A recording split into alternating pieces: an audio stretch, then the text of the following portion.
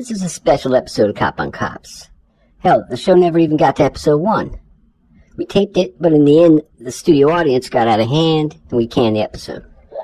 Then, because the public is so civilized, is what it comes down to, we just fill the audience with men and women from law enforcement.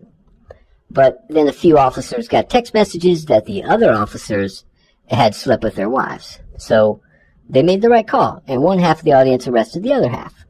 And because this happened during live show taping, we had to can the episode again. Anyway, welcome to CopOnCops, the show that takes a look at what really happens behind the blue line. My name is Officer Steve Poppet. I'm a patrol officer in the Orwell District of New York. I'm a son of a cop, who was a son of a cop, who was the real son of a bitch, if you know what I mean. Ha! CopOnCops is a different kind of show. Law enforcement officers have been getting a bum rap in the media and all over the YouTube and the internet, which is basically a Wild West. It's like returning to the Dark Ages, people. It's a witch hunt going on, and this show intends to clear up the confusion and get people thinking the right way. Okay, so we don't have a studio audience today. We don't have all the fancy clips and interviews.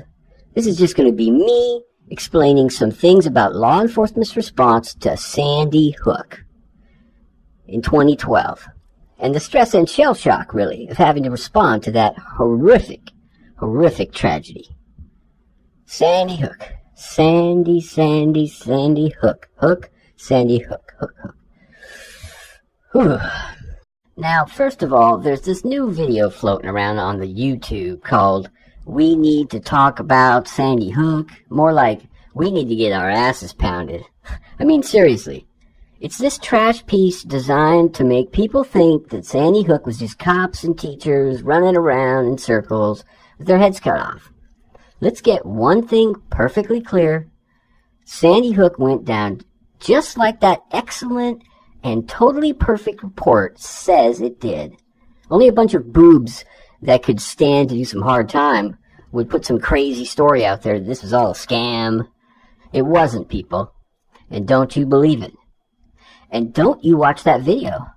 That pornographic, drugged out, hippie, twisted documentary. It's 25 hours long, by the way. Yeah, it's 25 hours long to brainwash you. And they say at the start, don't go to the bathroom during this video. So you're going to wind up pissing all over yourself if you try to watch this thing. Alright, back to Sandy Hook itself. There's been a lot of talk about Lieutenant Paul Vance in the press conference where he orders everyone to stop spreading nonsense on the internet and calling up everyone pretending to be him.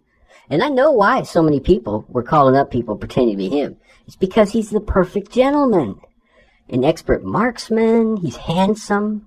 He's like the perfect man who would never dress up like a woman.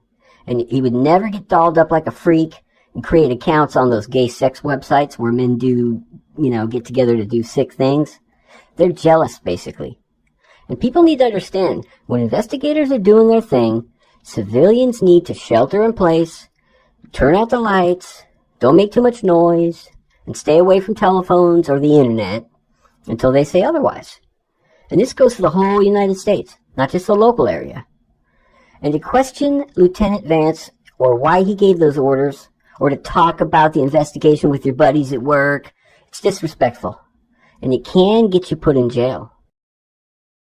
Other people have questioned why the officers at the scene didn't let all these EMTs and all the parents, the Pope and Ronald McDonald into the school when there was a standoff with a dangerous and really scary-looking shooter in the school at that time. Maybe because it was a dangerous scene and all the officers didn't want that blood on their hands? I mean, come on, people. I don't know what the problem is anyway. 2 of the officers peeked into the classrooms and saw everyone was all shot up like hamburger and made the call that everyone was dead. Some of those kids didn't even have heads anymore. That psycho Lanza just blasted them into a pile of goo. They say at least some EMTs should have been allowed in to check each and every kid one at a time, like they were going to do a better job or something. Hey, I've declared lots of people dead. I can do it just by glancing at them. You know what it's like when someone's alive, right? So you can bet when they're dead, they don't look or act like that. They lay there. Sometimes their muscles might move a little bit, or they have gas might escape that can sometimes sound like, please help me, or I'm not dead. But just turn the head real quick and give them a quick glance, and if they're laying around like bums, then they're dead. End of story. Okay, I want to wrap up this special episode of Cop on Cops with an endorsement. Our whole department has just fallen in love with, and we've given our full support to this group called the Honor Network. Yeah, they're just the perfect example of what this disgusting country needs. What they do is they look around on the net for shenanigans, and, like that foul documentary by those communist hippies. And when they find some crap like that, they take it down and send them a note that says they're going to get sued. They're going to wind up in court if they keep it up. They got great guys over there. One of them is the father of one of the victims. I've had some guy time with a couple guys, C.W. Wade and Keith Johnson. Now, there's two guys that know what we're up against. And I told them, if you catch any of these punks trying to share more of that communist propaganda, to just give me a call. And I'll introduce them to Sweet Lady Nightstick.